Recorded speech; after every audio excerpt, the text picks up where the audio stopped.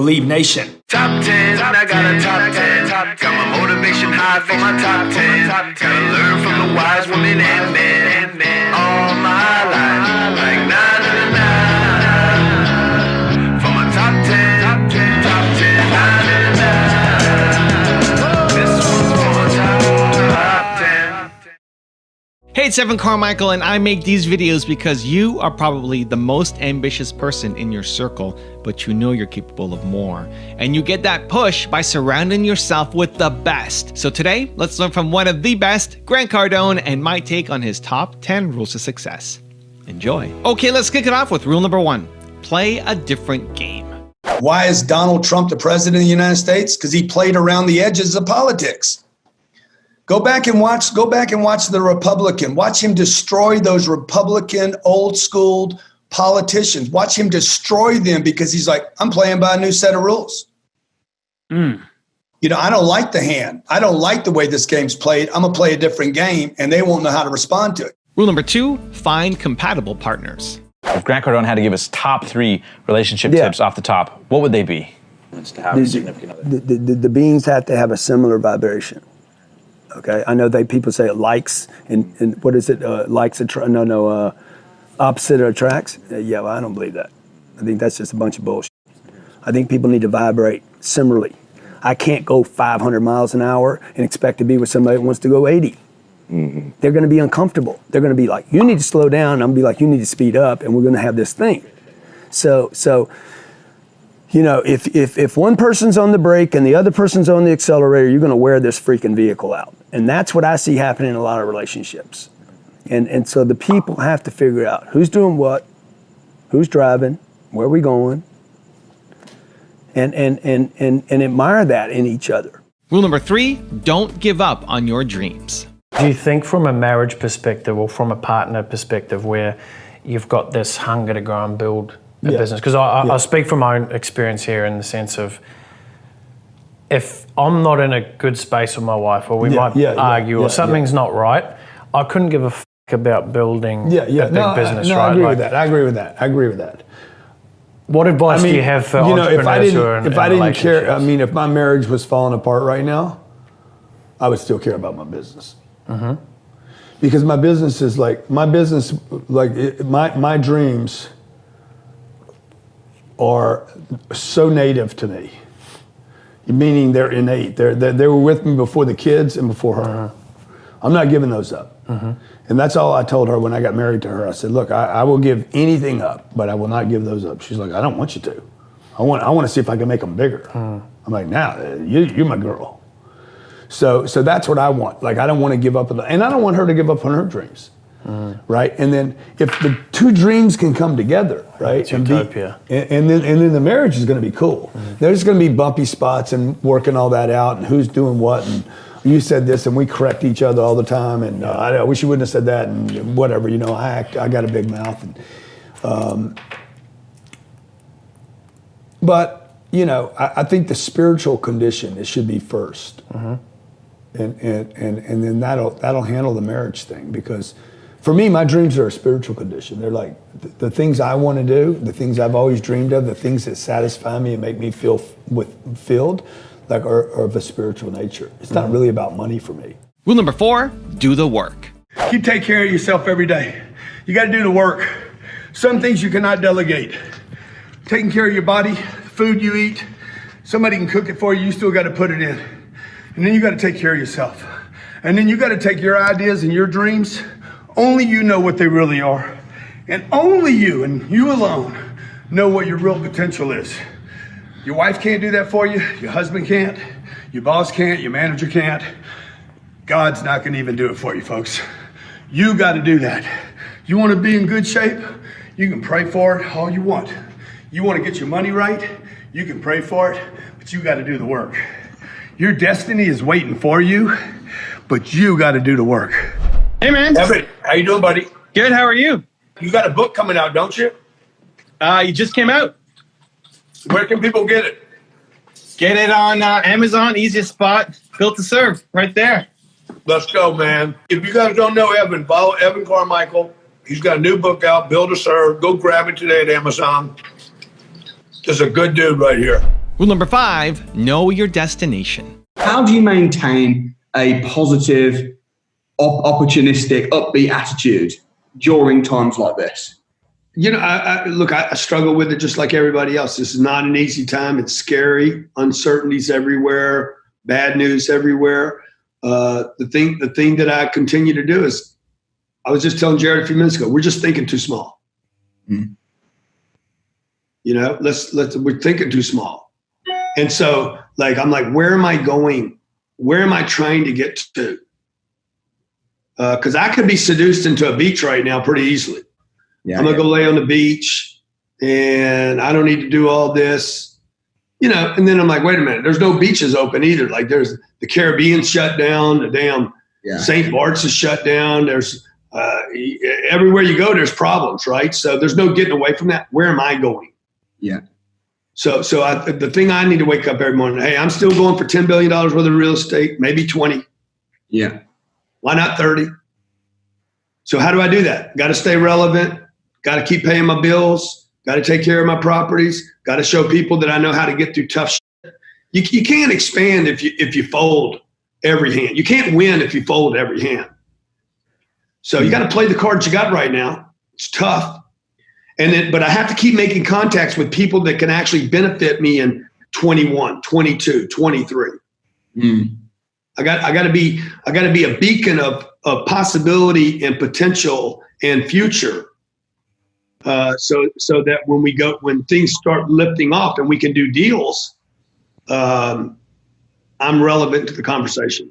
Yeah. And I got to cross my fingers, dude, and just believe that.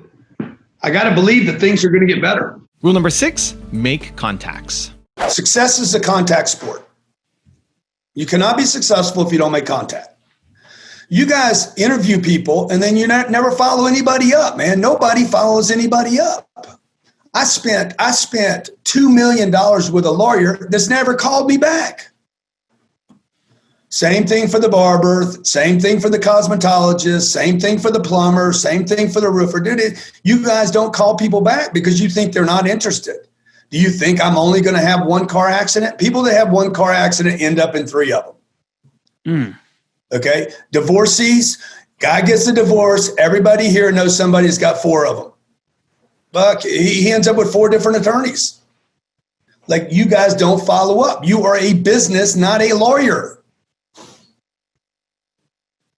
The chiropractor has the same problem. He goes and spends all this money on equipment. He knows how to do an adjustment. He doesn't know how to build a business. Rule number 7, pay to play. What's your biggest tip for anyone who, you know, they obviously have all intention, purposes to want to collaborate? What are some of the best ins or the best ways around? Money, of course. Pay Money to play. Money man. works, yeah. Pay to play. Yep. Universal language, planet Earth. Pay to play. You know, whatever people. I was doing before our last conference, and maybe we wrap it up with this.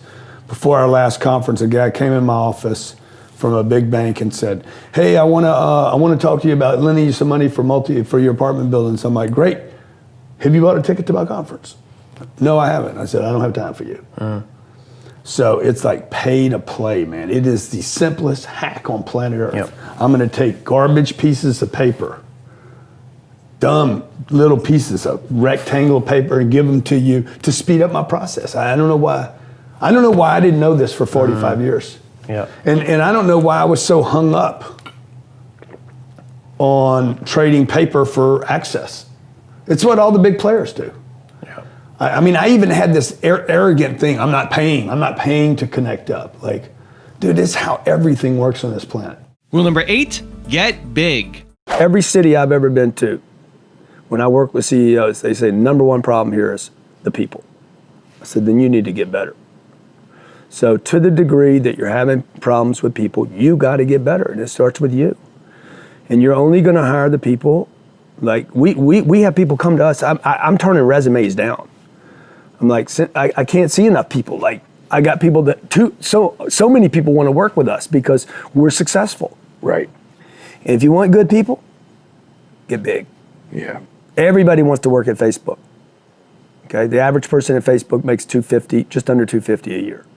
Which, by the way, if you do any kind of financial literacy, you would know that guy walks away with 60 grand. 250 in Silicon Valley converts to 60,000 bucks after all his expenses. He's broke. He might not have 60, by the way. So, you're going to have to go through a bunch of people. Recruiting should be the number one thing for every company out there, every entrepreneur. First thing you should look for is not a sale. That's what I did wrong. I was looking for a sale. I should have been looking for a recruit. So focus more on team building than just sales. Now, well, you need to recruit, and that means you need to pay people. Now we're back to that other ugly problem that nobody wants to talk about. I need some money. Everybody wants to be the boss. Nobody wants to pay the invoice. Rule number 9, train your people. You're trying to run a business the way you would your marriage. Problem is, people are going to quit. They're going to quit your business easier because they don't know, there's no culture.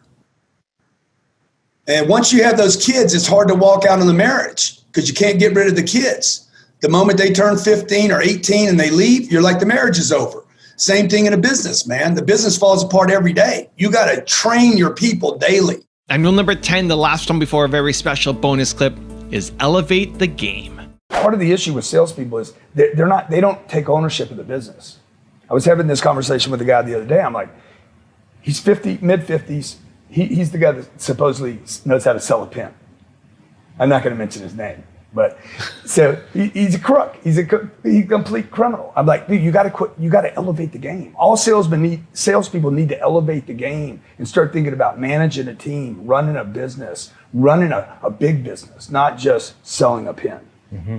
And I think that's where there's no passion in me selling one condo or one house. Now I've got a special bonus clip that I think you're going to enjoy. But before that, it's time for the question of the day. I want to know, what was your single biggest takeaway from this video? And what is your plan of action that you're going to execute this week to make some immediate momentum happen? When you just get motivated and watch a video, you have a 35% chance of following through. That's what the science says. But when you write down what time, what day, what place you're actually going to execute, when you create the plan, you have a 91% chance of following through. And I want that for you. And when you commit to people publicly, you increase your chances even more of actually doing it. So I want to know what your single biggest takeaway from this video was and your specific plan of action to actually get the result you're after. Let me know. Put it down in the comments below because I want to celebrate you. You need to build something big enough also that has rings on it so that people can play in other spaces. So what I mean by that is, like, when a guy gets into in the inner ring, let's say, the outer rings are even more enticing. Okay, so that's the problem with the solopreneur. They got their one little gig, it makes whatever, right? 200, 400, $1 million. Somebody gets really good. I recruit an Ed Milet, and he gets really good. He's like, there's no place for me here. Right. And he bounces out and starts his own deal. Yep. This is a recurring problem. I'm bringing people in and they bounce out and go do their own deal. Now they're competition. You know why?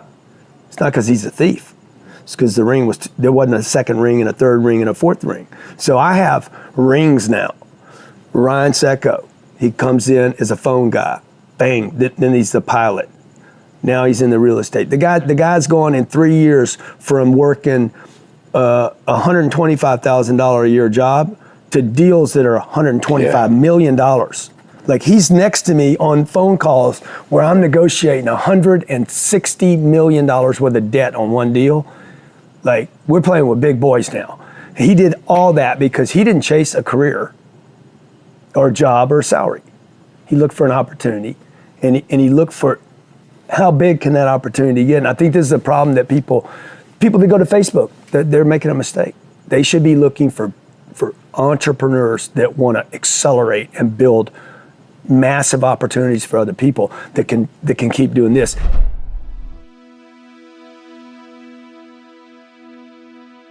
If you want to change your life in the next 30 days for free, check out my training right here below. Or if you want 10 more awesome rules from Grant Cardone, check out the video right there next to me. I think you'll enjoy them. Continue to believe, and I'll see you there.